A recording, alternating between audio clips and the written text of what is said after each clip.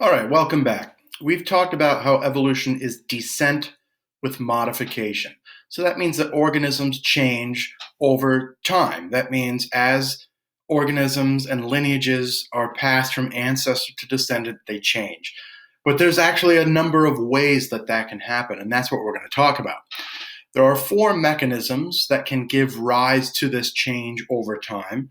And these four mechanisms can explain how populations change over time. Now, you may have seen me mention populations before, and that's an important point because, as we'll see in a minute, evolution occurs within populations. It doesn't occur in a single organism, and that will make more sense in a minute. It occurs among groups of organisms.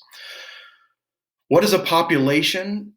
A population, most simply defined, is a group of reproducing individuals or potentially reproducing individuals.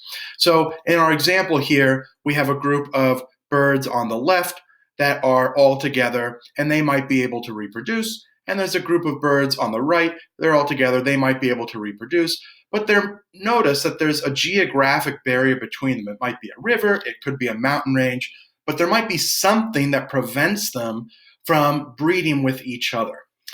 And when different populations are able to breed, like we see this individual here moving over to this population here, we call that gene flow. And that's kind of intuitive. You can imagine this one bird carrying its genome and all the genes that it has over to this other population. So gene flow is simply the exchange of genes between different populations. And that's going to be very important for this next section. Now, I would say the biggest holdup to people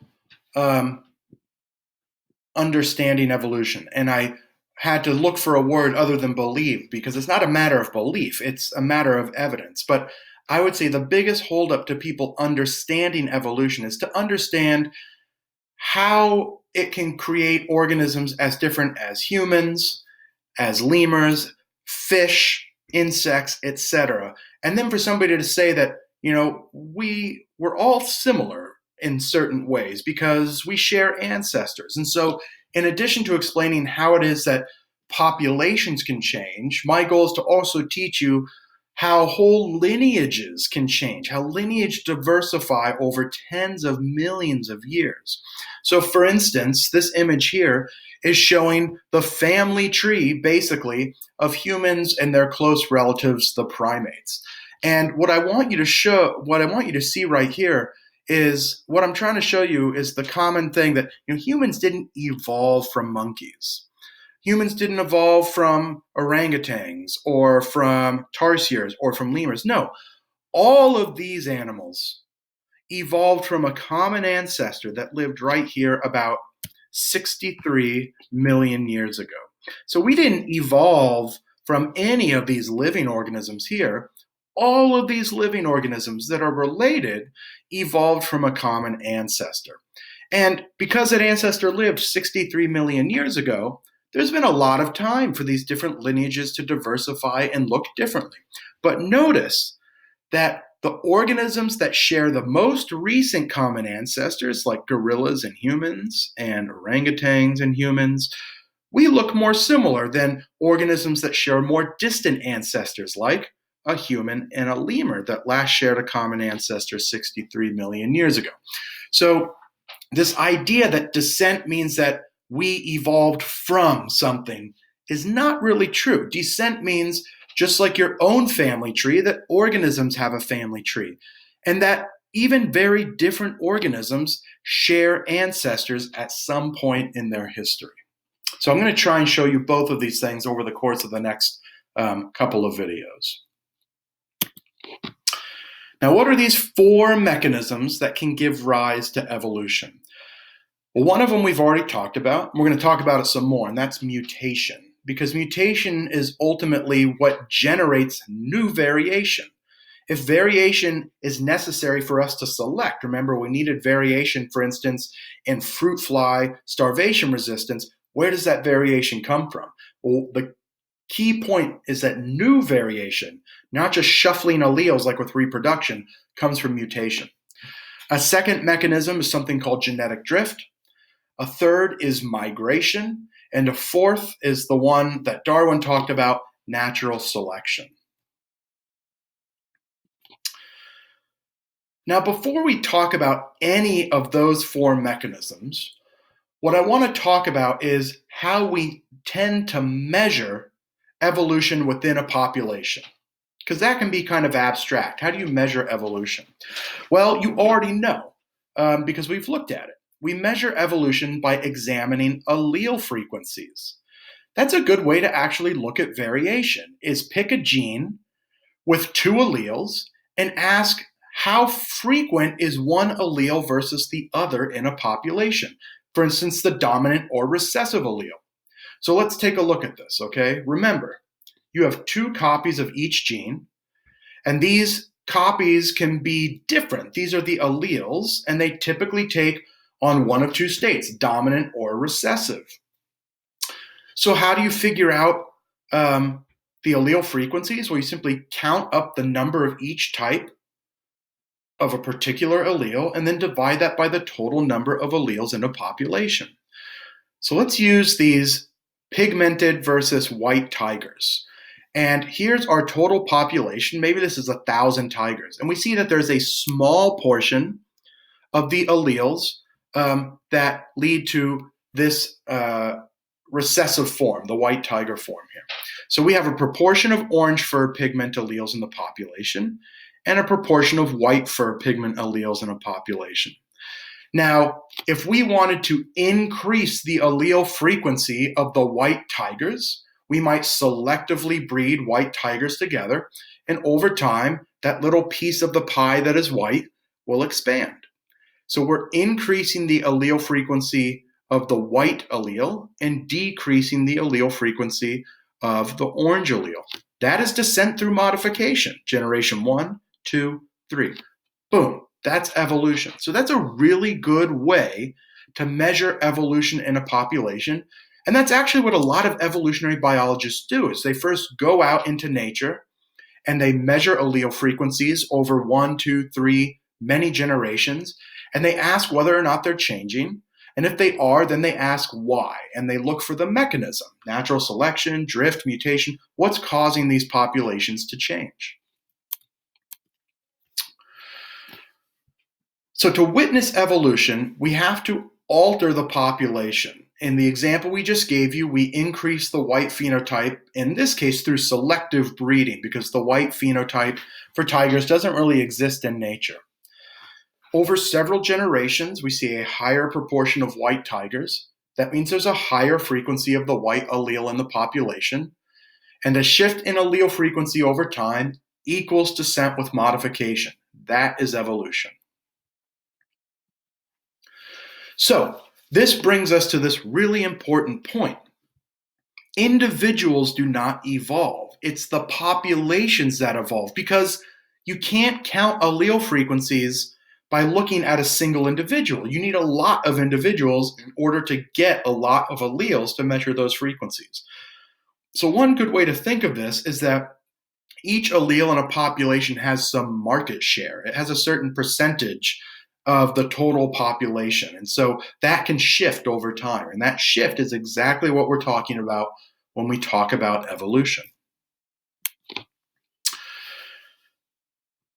Now, one assumption that new students of evolution often make when we talk about genetics is that dominant alleles are somehow better than recessive alleles. And I want to make the point right now that a trait does not decrease in frequency simply because it's recessive.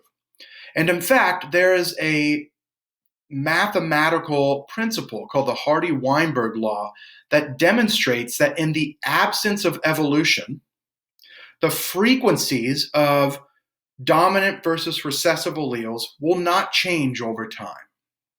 Okay, so in the absence of evolution, these frequencies won't change over time. That means that one allele is not necessarily better than the other. By default, in this Hardy-Weinberg equation, the dominant allele is represented as the letter lowercase p and the recessive allele as lowercase q. So if we're looking at a single allele, the percentage of P plus the percentage of Q has to equal 1. We can all agree on that, right? It has to equal 100%. The percentage of P and the percentage of Q has to equal 100%. Okay, let's keep moving forward. If you remember, when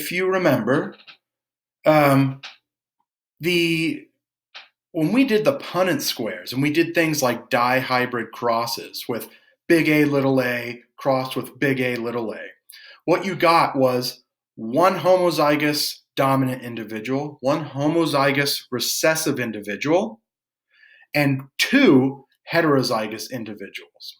So the Hardy-Weinberg equilibrium simply takes those numbers and puts them into a mathematical equation.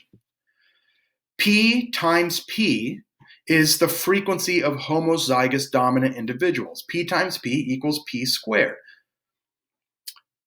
Q times Q equals the frequency of homozygous recessive individuals. Q times Q equals Q squared.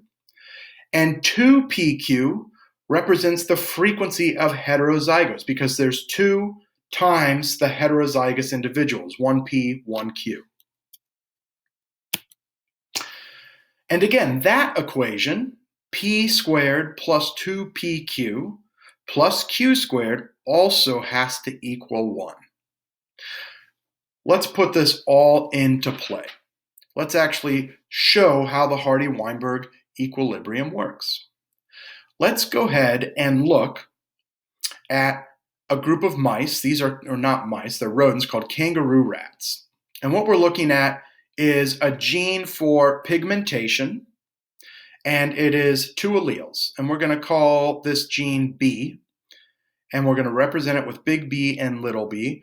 And notice that it is not complete dominance, it's incomplete dominance. So the homozygous dominant individuals are brown, the homozygous recessive individuals are gray, and the heterozygous individuals are intermediate, right? So that's why it's incomplete dominance. There's 1,000 of these rats that we catch, and let's go ahead and look at the frequencies of the phenotypes first.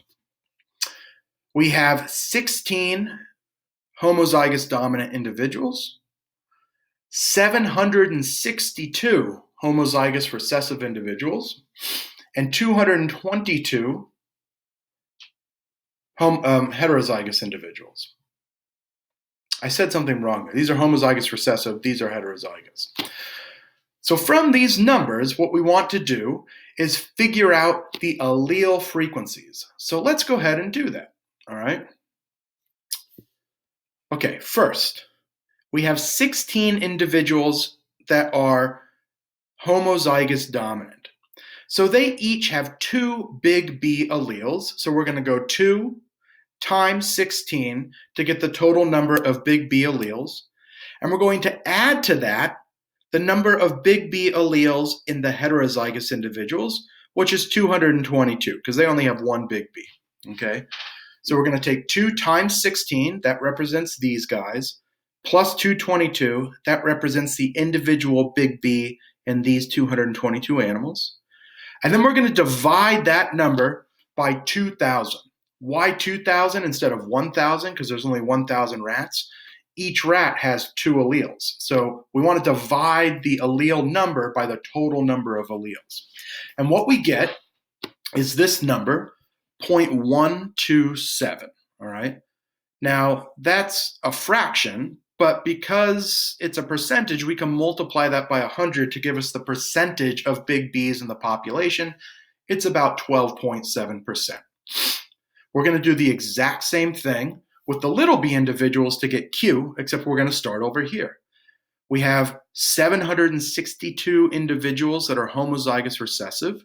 So we're going to multiply 762 by 2, plus the 222 little b's from these heterozygous individuals, and then divide by 2,000. And we get 0.873, and you can go ahead and check your math. 0.127 plus 0.873 should equal 1, and it does. Okay, now that we have those numbers, we're going to do a dihybrid cross. We're going to cross a big B, little b individual with another big B, little b individual. Here we go, all right? But now we're going to add some numbers to this because, look, we know the frequency of the dominant allele and we know the frequency of the recessive allele. So here we take a big P, a big B, and we know what its frequency is, and another big B, and we know what its frequency is. That gives us P squared. So we get this number here. We're also going to take the two little b's, that's Q squared, and we get this number here. And then we take the two heterozygous individuals, P times Q, and we have those numbers, and we get 0.111 and 0.111. Those should be the same. Good.